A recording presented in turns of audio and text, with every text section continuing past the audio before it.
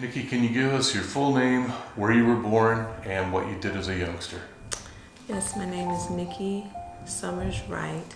I was born in Cherry Point, North Carolina. My dad was actually in the Marines.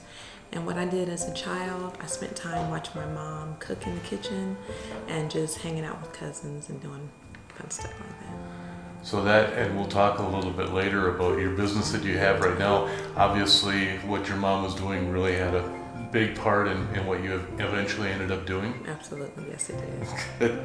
So, do you have any brothers or sisters? is. Yes, I have 2 younger brothers. Okay. And so you're the oldest in the family. Yes, the oldest. How was that, having brothers? Were they teasing you and giving you a hard time all the time? Absolutely, they always they even give me a hard time now. So. And I actually took it to my advantage that I was the oldest a lot of times and the only girl. So what kind of games did you play as a child? We would play games like the hide and seek and the tag and Red Rover, and games like that. Okay. At what age did you start thinking about getting into the service? Honestly, I never even considered it until I was about 19 years old. And I was going to college, and it was my first semester. I didn't do as well as I wanted to, so I took some time out. And actually, a recruiter had contacted me. They had contacted a friend of mine, and then she told them to contact me. And I started talking to her, and she just started telling me all the benefits of joining the military and how I could travel and get money for college. And so that's what drew me in, for sure. So a big part of it was to pay for college? Absolutely. It was? Okay, great. What was, where and what was basic training like for you? Oh, wow. My basic training was in Fort Jackson, South Carolina, and I think that I was actually one of the fortunate ones because when we did have our weekends off, my parents lived in North Carolina.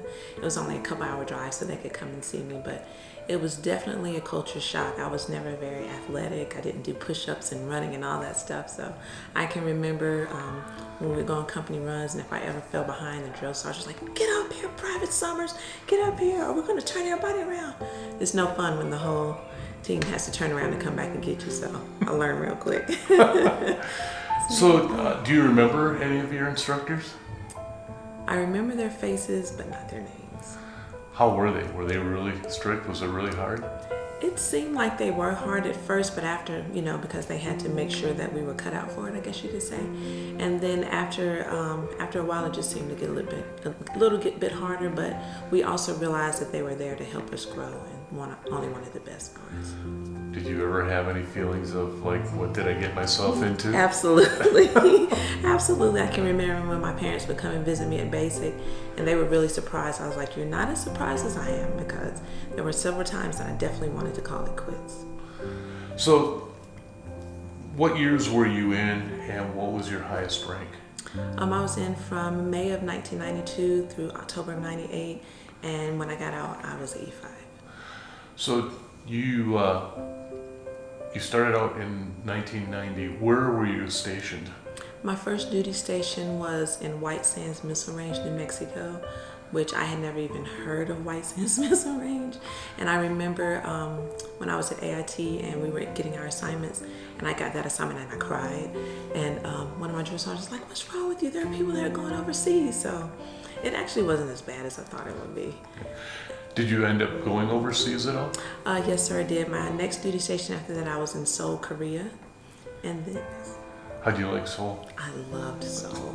I absolutely loved Seoul. The culture, just seeing different faces and trying different foods and being away from home, it was really exciting. Did you have to go up by the DMZ at all? I didn't have to, but I did go on like the tour. So I was actually stationed in Yongsan, which was in Seoul. Okay. So from Seoul, come back to the U.S., or did you go someplace else? Yes, sir. From Seoul, I came back to the Defense Language Institute in Monterey, California. And so I was there as an admin. It was really awesome. Beautiful location. Okay. So you got to be a sergeant. How hard was it to work your way up to becoming a sergeant? There were some challenges. You had to make sure you took certain classes, but it was just all about what you put into it. If you wanted it, you could definitely have it. So some challenges, I think the biggest challenge was me myself wanting to step outside my comfort zone and actually take that position. But once I realized that it was worth it, it wasn't that bad. While you're in the service, did you ever get in a position where it was dangerous? I know it really wasn't wartime when you were doing it, but did you ever feel kind of uncomfortable? No, I can't say that. No? Yes, sir. Great. What was life for you day to day in the service? Yes, sir. So I was 75 Delta, which transferred to 75 Hotel. So we were admin personnel. So we would handle like the soldiers' promotion boards and their processing orders and whatnot. My husband was stationed at the 82nd, so he was airborne, but he would always call me chairborne. But it was really exciting though, just calling people and telling them, oh, by the way, you made the promotion board, or you're going to this place. Sorry, I know this isn't where you wanted to go. So I really enjoyed it. And that position in the military set me up for other positions once I got out of the military. You know, your husband is a veteran as well, and at some point we'll talk to him.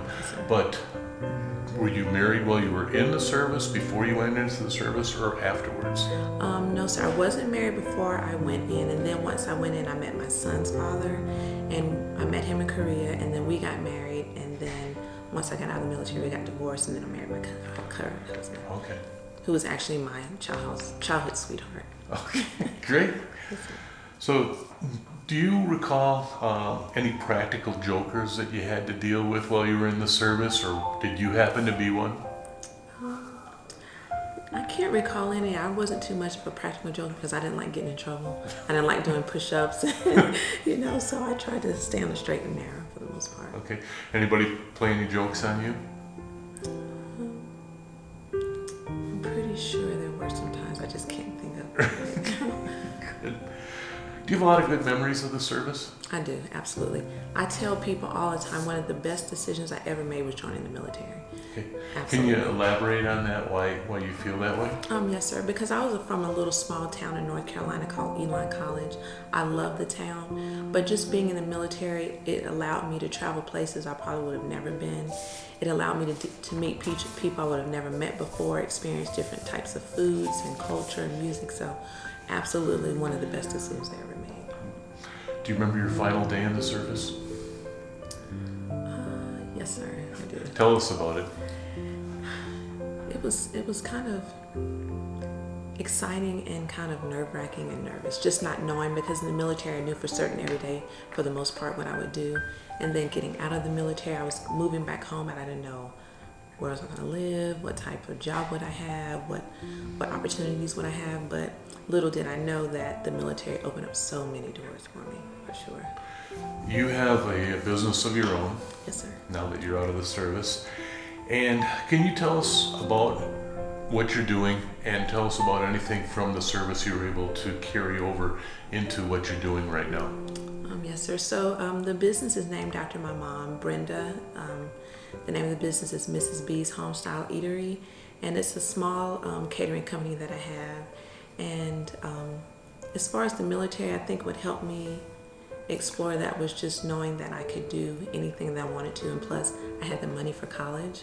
And so one of the benefits of being in the military was going to different areas and trying different cuisines, and so that really helped expand my food taste. Okay. How's your business going?